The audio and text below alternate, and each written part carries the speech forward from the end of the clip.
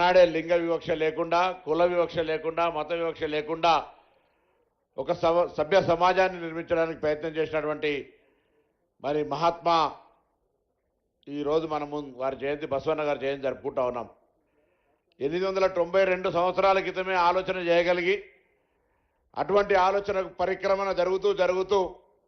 ఈరోజు మొత్తం యావత్ సమాజం అంతా కూడా ఈ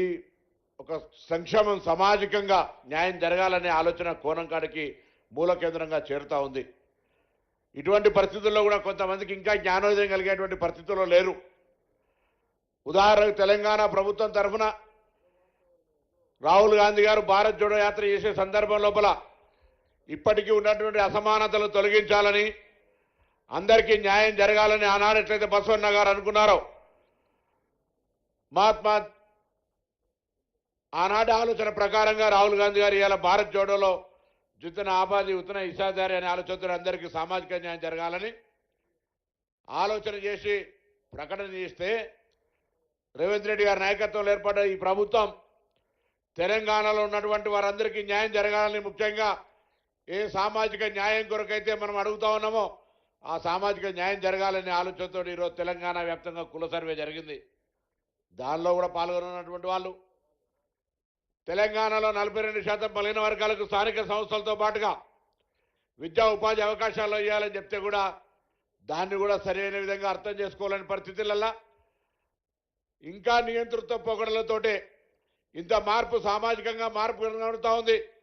ఆనాడేసిన పునాదులు ఇప్పుడున్నటువంటి ఇంత ఈ నవ సమాజం లోపల ప్రస్ఫుటంగా కనబడుతున్నాయి. అవన్నీ కూడా అమలు జరగాల్సినటువంటి ఆలోచనలు ఆనాడు అనుభవ మండపంలో మాట్లాడినటువంటి ఆలోచన అందరినీ ఒక సర్వేజన సుఖినభవని లింగ వివక్ష మత వివక్ష ఎటువంటి వివక్ష లేకుండా ముందుకు పోవాలనే ఆలోచనతోటి బసవేశ్వరుడు ఏదైతే ఆలోచించడో అది ఇవాళ జరుగుతున్నటువంటి పరిస్థితుల్లో కూడా కొంత ఇంకా అటువంటి లైన్లో రాకపోతా ఉన్నారంటే వారు ఇవాళ ఒకసారి ఆలోచన చేయాల్సిన అవసరం ఉంది. వేదిక ద్వారా నేను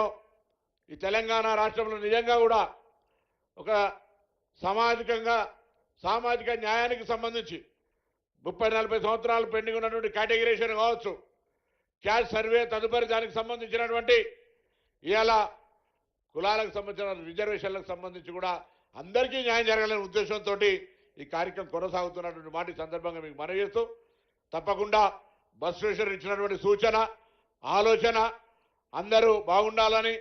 దీనికి కులము మతము ప్రాంతము ఇట్లా లింగ వివక్ష లేకుండా ఒక మహాత్ముడిగా మనందరికీ మార్గదర్శనం ఇచ్చినటువంటి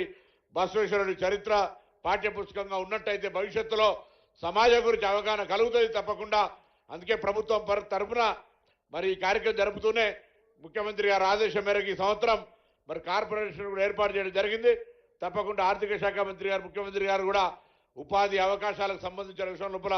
నిధులు కేటాయిస్తున్నారు. రాజీవ్ యువశక్తి కింద కూడా మరి తప్పకుండా లింగాయత్కు సంబంధించిన విషయం లోపల కూడా వారికి కోట వారి ప్రకారంగా ఉంటుందనే మాట కూడా ఈ సందర్భంగా మనవి చేస్తూ మరొక్కసారి వీరశైవ లింగాయత్కు సంబంధించి మహాత్మా బసవేశ్వరుడు జయంతి సందర్భంగా మీ అందరికీ శుభాకాంక్షలు చెప్తూ సెలవు తీసుకుంటాను.